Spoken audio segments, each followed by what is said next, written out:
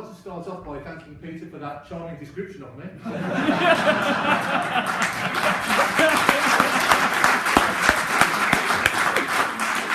I would have been very felt that well, meeting the bar afterwards for a chat. Before I get into it, I want to start with a tribute to someone.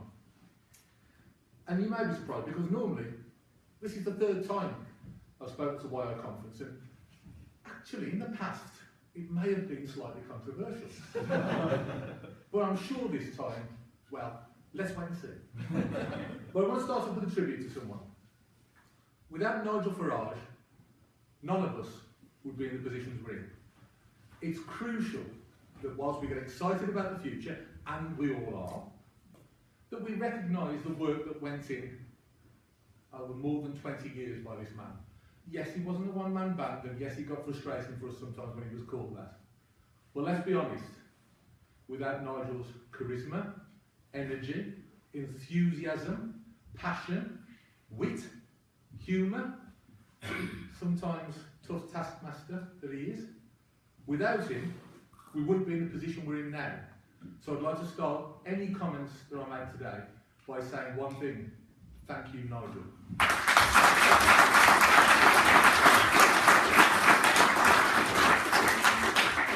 I also want to carry on being uncharacteristically nice. And I know this is hard for people to believe. But I'm going to pay tribute to the people who are standing to be leader. Lisa, long years of hard work and dedication. Liz brings new ideas, a new approach. And I hope you'll excuse me if I have particularly fulsome words for my MEP colleagues. Both Jonathan and Stephen have been nothing but kind, generous, considerate, decent, warm team players.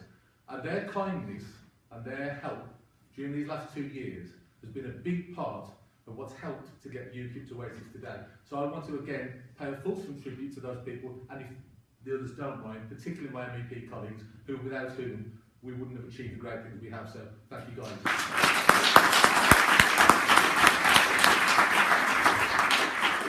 And a final tribute, before I stop being nice. There's a person who I'm going to mention, and this may come as a surprise. This gentleman's another MEP. He speaks in forthright terms.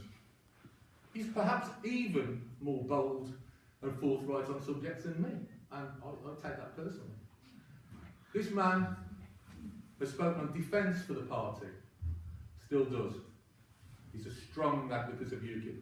He's a man who we all respect. Those of us who work with him know his work ethic is excellent, and we know he's one man who will not back down in the face of a challenge. And today, I am delighted to announce that standing as my running mate, my deputy, my partner, my advisor, and my friend, Mike Hookham MEP.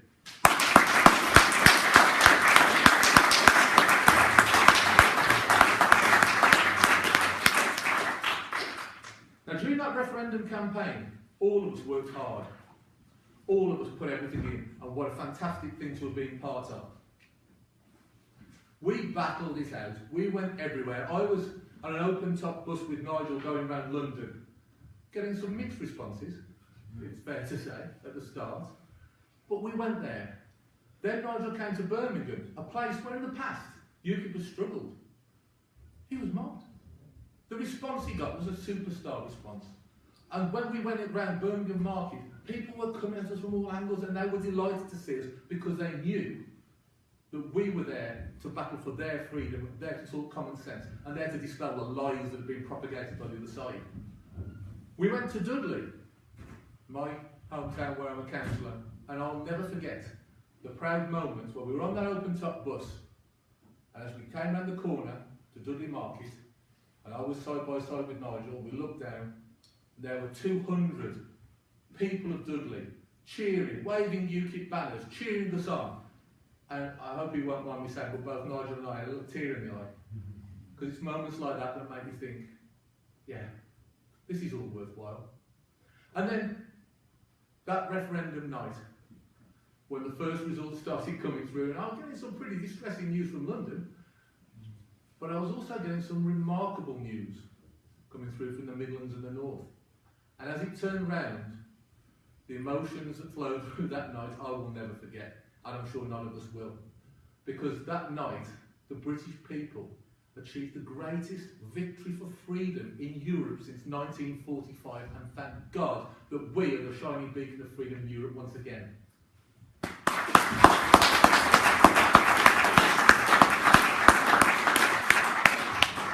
And that brings me to the crux of the matter. I'm standing to be leader of UKIP. Now, this wasn't something that was in my mind to do. I was looking round, seeing what was going on. I was fully supportive of Nigel. And then things changed. Nigel stood to one side, no one can blame him. But I thought to myself, this is an opportunity now to put forward the views, the feelings, the emotions that I believe UKIP should really be about. And that can be summed up in freedom. Yes, we've achieved one great freedom. But that isn't the end. That isn't the goal. That's not the target.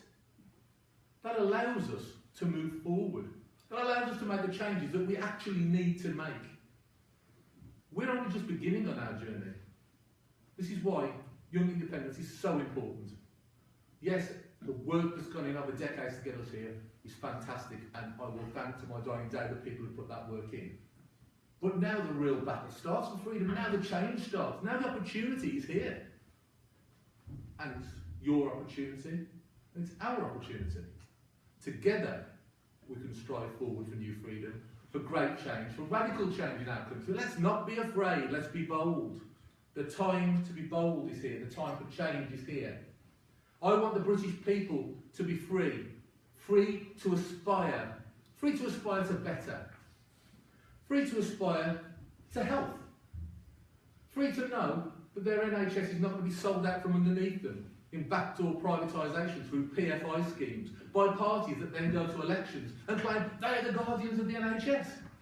And yet we all know that those self-same parties, those hypocrites, are the ones who are selling the NHS.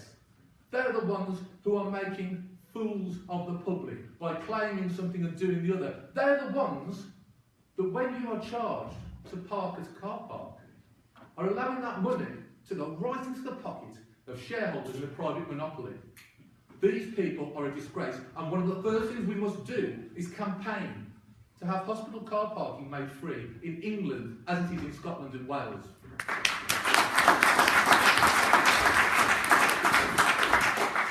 The people of Britain need to be free to have an education.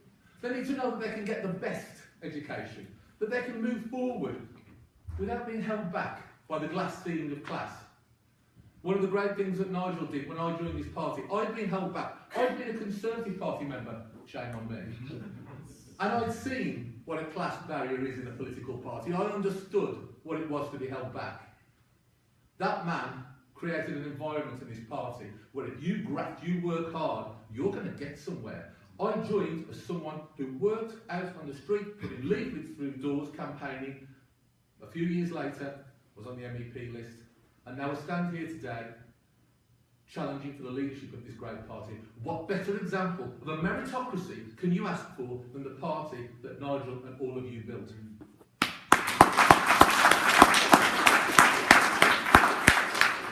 So with education, of course, we restate the policy.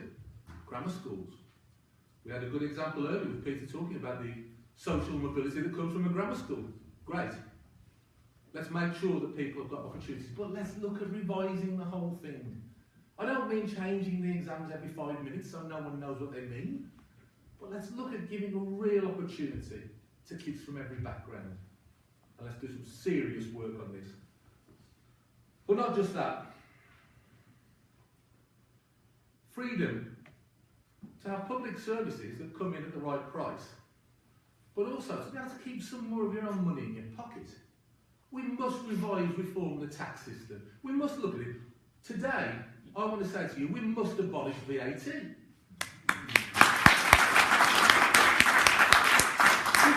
a regressive tax. This hits the poorest in society the hardest. Now, in place of that, I propose, and it's something that I'll be pushing more detail out over the coming weeks of the campaign, that we look at a local sales tax applied differently. applied with competition, area by area. You may live in an area where everything's fine. And that money will be put onto the sales tax because people can afford it. But if you live in a neighbouring area where the economy has gone, there are no jobs and people are struggling, and your local council says, well, I don't ask anything going on, I have no idea. That's the opportunity to vote in a local council who will bring a lower local sales tax. Tax competition across the country. Think about it, folks. This is an opportunity to really put something radical and new on the agenda. Yes, we can work on it. Yes, these are the seeds of ideas. But by God, they're radical. They're a start, and they're something that puts clear purple water between us and the other parties. We must resist this temptation to be like everyone else, to be drawn towards some kind of mythical centre ground where everything's fine and nobody's offended. Because guess what? Nothing happens. Nothing changes. If you stand in the middle of the road in this election campaign, you're going to get run over by the ideas of the radical reforming members of UKIP who want real change. So now, radical reforming, security. I was in Brussels when those bombs went off. I watched in horror as all across the European continent we've come under threat. Civilised peoples under attack by forces of barbarism, people who despise freedom, people who despise our way of life. Now those people do not carry one particular banner for me. They can call themselves IS, Daesh, whatever they want to call themselves. I call them barbaric, terrorist, murdering scum.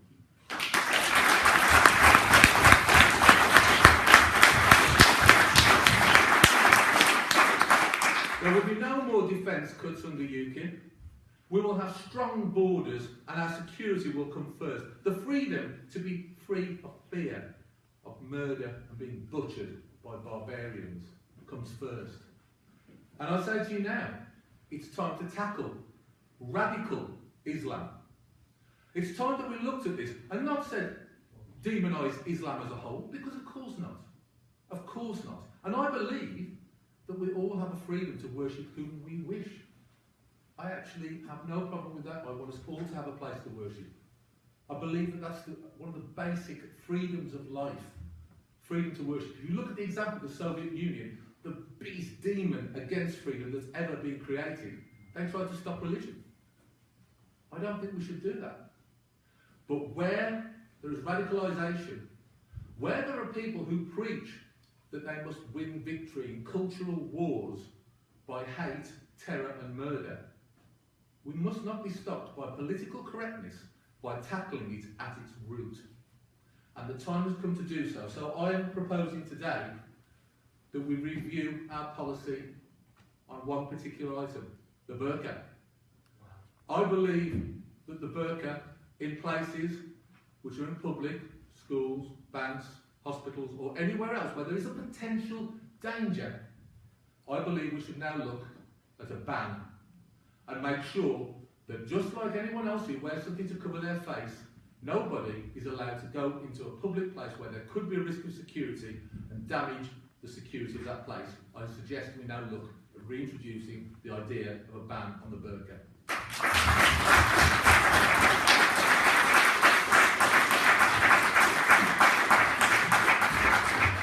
I want to be the voice of the people in this country, the people who've been ignored. I want our party to be a vehicle so that those people who've been ignored can really understand that that time is gone. They're no longer going to be ignored. They no longer have to sit there and feel that Westminster is a million miles away. Westminster is just at the end of that ballot paper, and we will put it there. Our difference will be our strength. We will stand apart. We will be the party of radical new ideas. We will be the party that fearlessly takes on the issues of the day without any concerns whatsoever about a backlash, moral outrage by the chattering classes. Never mind, eh? They're not the ones who can't earn a living. They're not the ones whose lives are being held back. And they're not the ones who often have to live in fear. So we will not be held back. We will reject the calls of those faint hearts, calling for a move to the centre ground. Those calls must be rejected. Those faint hearts must be strengthened. They need to understand that we are not the party of compromise. We are the party of radical change and a bright future. The future is bright. And in order to achieve this bright future, we need to change our party. We need to have policy discussed at local level, in local policy forums. And then when those policies are come to, we must have those policies discussed and voted on at conference, so that the membership get a say in policy. Never again do I want to see policy hijacked by individuals dragging it into their own particular direction. This is the people's army. We are not being dictated to on policy by individuals who steal positions and work their way above their talent like we have been in the past.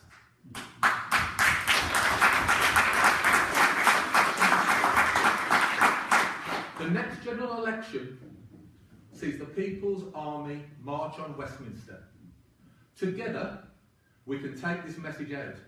Together, we can work at the strong areas we already have in the south, and we can push further into the Midlands and the north, the areas where disenchanted, patriotic, old Labour voters are frankly disgusted by what their party has become. We will not be a new Blairite party or Blairlight. We won't be any of these things. We will be a voice, and we will not be afraid. So I say to you now, please, whatever the result of this leadership election, I know all of the candidates are excellent candidates. Whatever we do, let's strengthen our resolve. Let's stand together. And together, let's launch a democratic revolution and take the People's Army all the way to Westminster.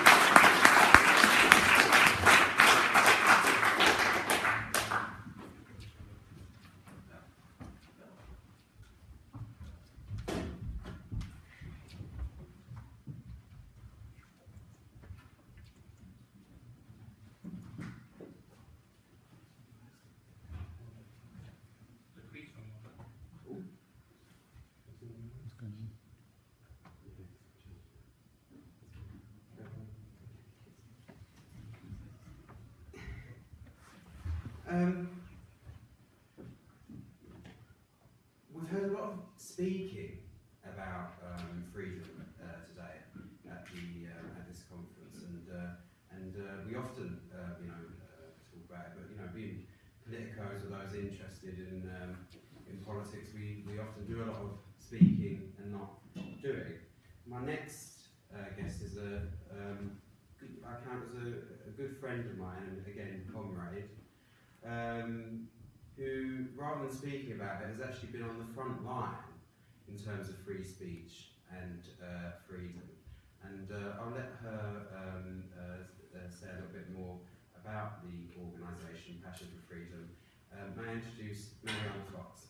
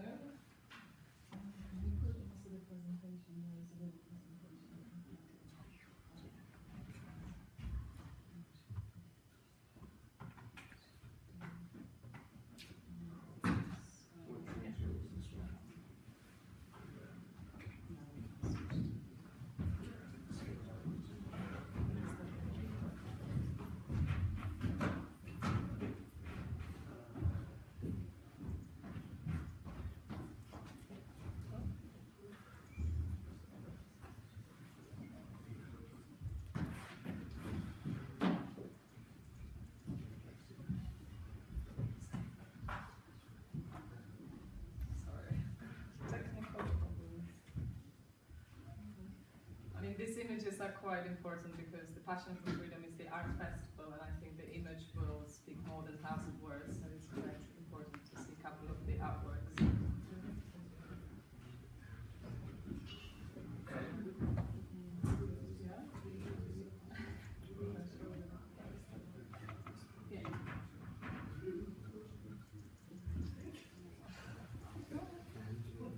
What's up?